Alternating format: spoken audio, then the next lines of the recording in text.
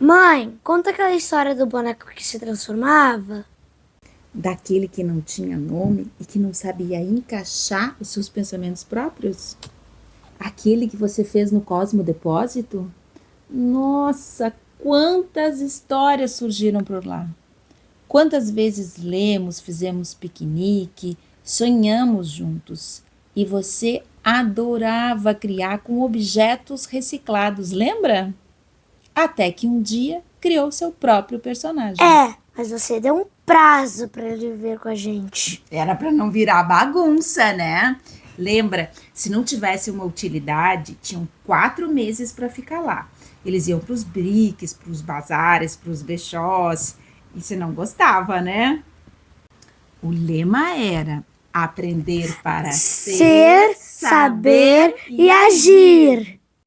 E foi aí que o boneco resolveu criar a sua própria história.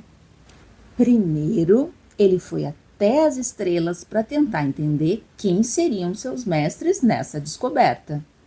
Mas as estrelas perguntaram para o boneco quem tinha lhe inspirado. Mas ele disse que ele só conhecia um menino e que ele ia se inspirar nas aventuras dele. E aí, o boneco pegou meu skate, criou um meio de transporte sustentável e saiu pela casa e pelo bairro para descobrir quais eram as minhas aventuras. Ele foi até a pracinha. E aprendeu que brincar como as crianças era a melhor forma de aproveitar o tempo que pulsa. Aprendeu a tocar instrumentos. E a se harmonizar. Foi até a biblioteca e conversou com uma máquina de escrever, com um furador, com os girassóis do quadro do Van Gogh. E quando os girassóis mostraram as lombadas dos livros dos filósofos, ele se encantou com Heráclito. E pegou emprestado o nome dele. Mas não foi só uma cópia.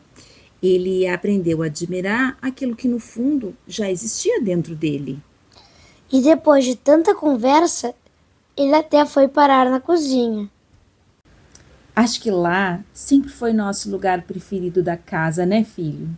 Quantos bolos de chocolate nós fizemos juntos! A cozinha era nosso laboratório de invenções e de cura.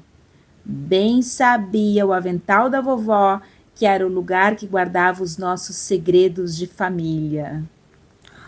Pois é, o boneco descobriu a minha gaveta secreta. Foi o lugar em que você brincava enquanto eu mexia no fogão para te proteger do fogo, o divino, a maior de todas as contradições. O boneco tentou copiar a minha receita de massa ao pomodoro.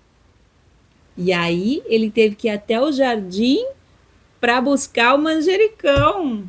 E no jardim ele aprendeu a plantar, a regar e a colher. No jardim, os peixes te assustaram e tu caiu inteira em cima do formigueiro.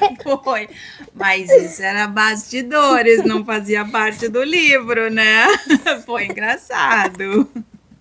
Quando chegou em casa, eu ri muito. Então, né, voltando para a história do boneco, Ele pescou, nadou, fez essa amizade com os peixes e se descobriu tendo uma história própria para contar. Quando ele viu, já estava construindo seus próprios pensamentos e foi a hora em que ele descobriu como abraçar a mudança. E no que ele se transformou, a gente não vai contar.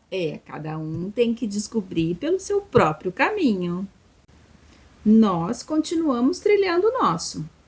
Depois que o livro impresso saiu da gráfica, ele também se transformou em livro digital e audiolivro. E às vezes ele nos carrega para contar essa história em escolas. O menino continua sendo meu parceiro e meu mestre nessas aventuras de sabedoria. Aliás, sempre foi, né, filho? Desde quando você estava na barriga da mamãe e eu escrevi a tese para o doutorado, justamente sobre Heráclito. Foi naquela época que surgiu a ideia de apresentar os fragmentos do filósofo do Logos junto a uma história infantil. A história da tua infância e tudo que sempre compartilhamos. Mas esse livro, na verdade, tinha um objetivo maior, que era fazer um convite. Como assim? Um convite para que as pessoas chamassem as suas crianças, seu filho, seu neto, seu sobrinho, seus alunos, e criassem a sua própria história, com alguma coisa que lembrasse a sua infância ou a sua cidade, ou contasse de uma grande viagem, um torneio, alguma coisa que entrasse para a história e que ficasse registrado. Eu acho que a grande dica para fazer esse livro é descobrir quem a gente inspira e quem é que nos inspirou na nossa vida. E quando a gente organiza uma história, a gente acaba descobrindo que o nosso personagem é muito maior do que a gente imaginava. Era assim, Heráclito tem um fragmento, é o 108, que ele fala assim: descobrir o que é sábio separado de tudo. A gente organiza e a nossa história é como mágica, ela cresce. E depois que nós viramos um personagem de uma história, fizemos o texto, tem que ilustrar, né, filho? O meu jeito mesmo foi fazer reciclado, mas as pessoas podem fazer do jeito que quiserem. Pode fazer desenhando, com massinhas e etc. E aí depois como é que a gente transforma isso num livro? Botando no computador para imprimir. Então pode fazer em casa mesmo. Dá pra fazer em casa. Essa dica é boa. É muito boa. E a nossa história continua sendo escrita entre pausas de colos, brisas e bolos. E depois de tanta história, o meu companheiro de aventuras tem que descansar.